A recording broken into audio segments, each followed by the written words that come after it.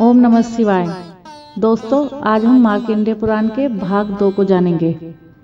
दोस्तों, अगर आपने चैनल सब्सक्राइब नहीं किया तो प्लीज़ चैनल को सब्सक्राइब कर ले, लाइक करें, शेयर करें और बेल आइकन के बटन को दबाना ना भूलें ताकि आने वाली वीडियो की जानकारी आपको सबसे पहले मिले।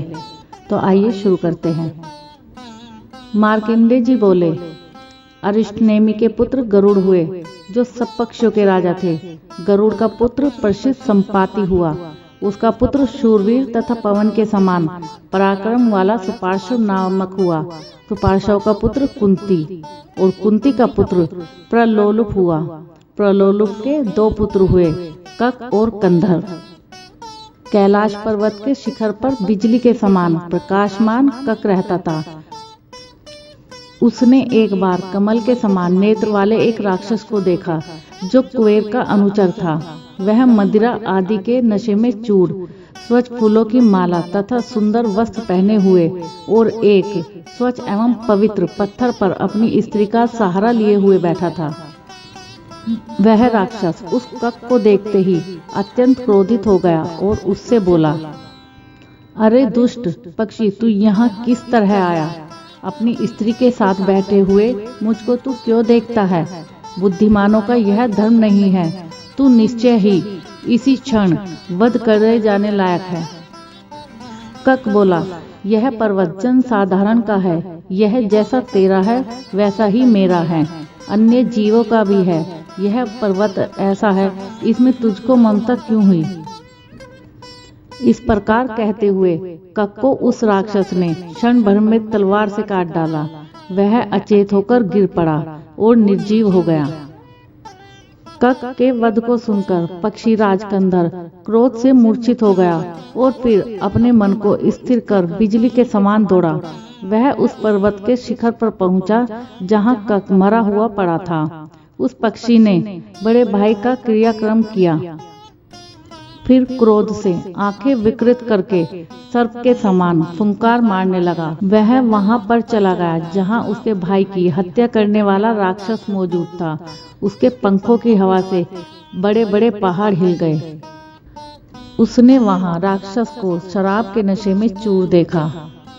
फूलों की माला पहने हुए भयानक मुख वाले, जिसके बाई जांघ पर बड़ी बड़ी आंखों वाली कोकिला के समान मधुर कंठ वाली उसकी पत्नी मदनिका बैठी हुई थी। क्रोधित कंधर ने इस हालत में उस राक्षस को बैठा हुआ देखा और उससे कहा, अरे दुष्ट, आ मुझसे युद्ध कर। जिस प्रकार तूने मेरे बड़े भाई को मारकर चैन लिया है, उसी प्रकार मैं भी तुझ नशे में चूर को यमराज के घर भेज देता हूँ, जहाँ विश्वासघाती अथवा बालक और स्त्री घातक जाते हैं, वहीं तू मेरे द्वारा मारे जाने पर पहुंचेगा। मार्कंडेय जी बोले, इस प्रकार स्त्री के सामने पक्षीराज द्वारा धमकाया हुआ वह राक्षस क्रोधित हो पक्षी के प्रति बोला, हे पक्षी, जिस प्रकार मैंने तेरे भ्राता का वध किया था, उसी प्रकार तेरा भी पौरुष देखकर इस तलवार से तेरा वध करूंगा। अरे नीच पक्षी, तनिक ठहर, क्षण भर में ही तेरे जीवन का अंत होगा। यह कहकर उस राक्षस ने एक स्वच्छ तलवार हाथ में ले ली। इसके अनंतर उस पक्षीराज कंधर और राक्षस में घोर युद्ध हुआ, जिस प्रकार की गरुड़ और इंद्र में हुआ था। इसके बाद वह राक्षस क्रोधित हो उठा, तेजी से अंगारे के समान स्वस्थ तलवार को पक्षीराज के ऊपर फेंकने लगा। उस पक्षियों के राजा ने पृथ्वी से कुछ उछलकर उस तलवार को चोंच से इस प्रकार उठा लिया जिस प्रकार गरुड़ सर्प को ले लेता है। फिर पक्षीराज गंधर ने चोंच और पांवों के बीच में रखकर उस तलवार को तोड़ डाला और फिर दोनों में द्वंद्व युद्ध हुआ। फिर कंधर ने राक्षस को अपने वक्ष स्थल से दबाया और उसके सिर, हाथ और पैरों को चोंच से काट डाला।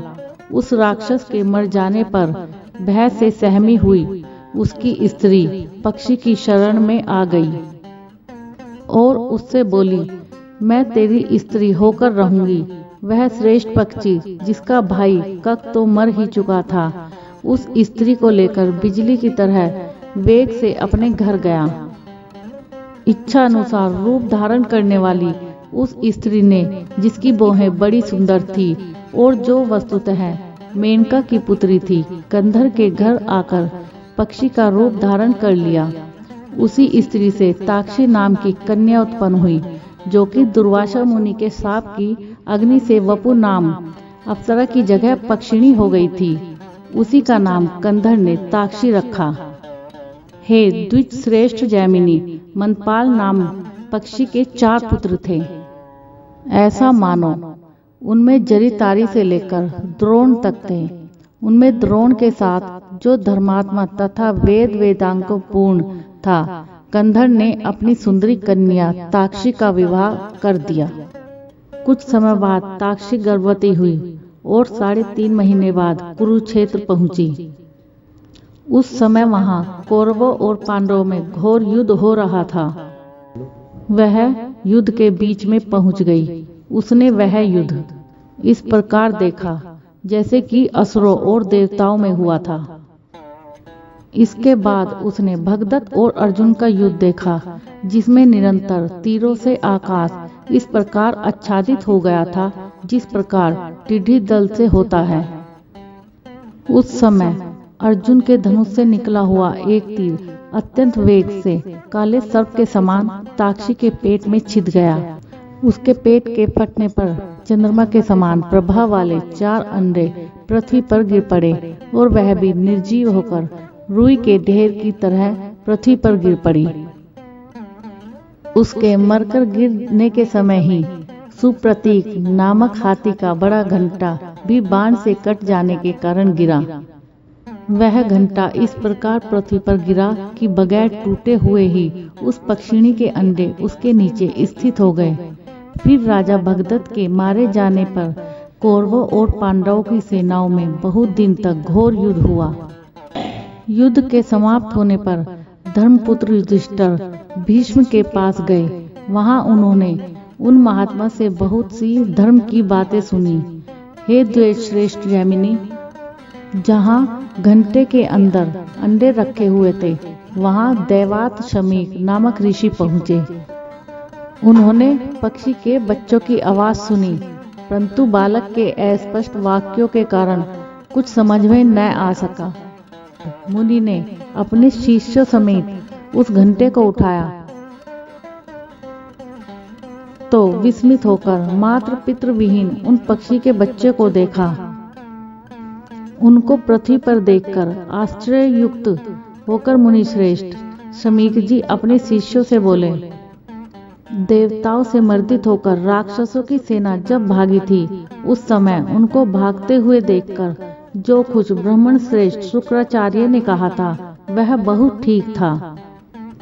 भागकर न जाओ, कातर होकर क्यों भागते हो? शूरता और यश को छोड़कर कहाँ जाकर न मरोगे? जब तक विधाता ने लिखा है, युद्ध करने वाला भी नहीं मर सकता। अपनी इच्छा से विधाता के प्रतिकूल कोई जीवित नहीं रह सकता।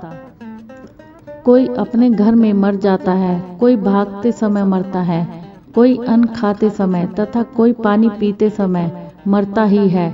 कितने ही विलास से, कुछ चोट से, कुछ बिना बीमारी, कुछ बिना घाव के और कुछ हथियारों से यमराज के घर पहुंच जाते हैं।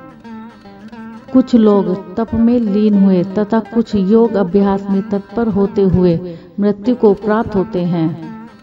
प्राचीन काल में इंद्र ने एक बार शंबर नामक असुर को वज्र से छाती में मारा था, परंतु इससे वह असुर मृत्यु को प्राप्त न हुआ। फिर उसी वज्र से उसी इंद्र ने समय आने पर उस दैत्य को एक क्षण में मार डाला। यह बात जानकर कि कोई भी भय नहीं है, अपने अपने कर्तव्यों पर लौटो। मरने के भय को त्याग कर वे दैत्य युद्ध करने को लौटे। उत्तम पक्षियों ने शुक्राचार्य का वचन सत्य कर दिखाया कि युद्ध में रहकर भी ये मृत्यु को प्राप्त नहीं हुए। हे ब्राह्मणों, कहाँ अंडों का गिरना, कहाँ घंटों का गिरना और कहाँ मांस मज्जा व रुधिर से भरी हुई पृथ्वी में इनका बचना। हे ब्राह्मणों, सर्वथा ये साधारण पक्षी नहीं है। इस संसार में देव की अनुकूलता बड़े सौभाग्य की द्योतक है। यह कहकर उन बच्चों की ओर देखकर उन बालकों को लेकर अपने आश्रम को लौट गए और बोले, जहाँ पर बिल्ली, मूषक और बाज रहते हो वहाँ इन पक्षियों की स्थिति ठीक नहीं। हे ब्राह्मणों, बहुत यत्न करने से क्या होता है? संपूर्ण जीवों की रक्षा अपने कर्म से होती है, जिस प्रकार ये पक्षी बालक अपने भाग्य से जीवित है। तथापि सब कर्मों में यत्न अवश्य करना चाहिए। यत्न करने से मनुष्य के प्रति कुछ कहना शेष नहीं रहता। इस प्रकार मुनि शमीक द्वारा कहे जाने पर शिष्यगण उन पक्षियों को अनेक वृक्षों से सुशोभित अपने आश्रम में ले गए। उन्होंने भी वन के फल मूल, फल कुशों आदि से प्रसन्न मन होकर विष्णु, रुद्र, ब्रह्मा, इंद्र, सूर्य, अग्नि तथा वरुण, बृहस्पति, कुबेर, पवन, धाता विधाता अर्थात ब्रह्मा व विश्व देवियों की अनेक क्रियाओं से वेद विहित पूजा की।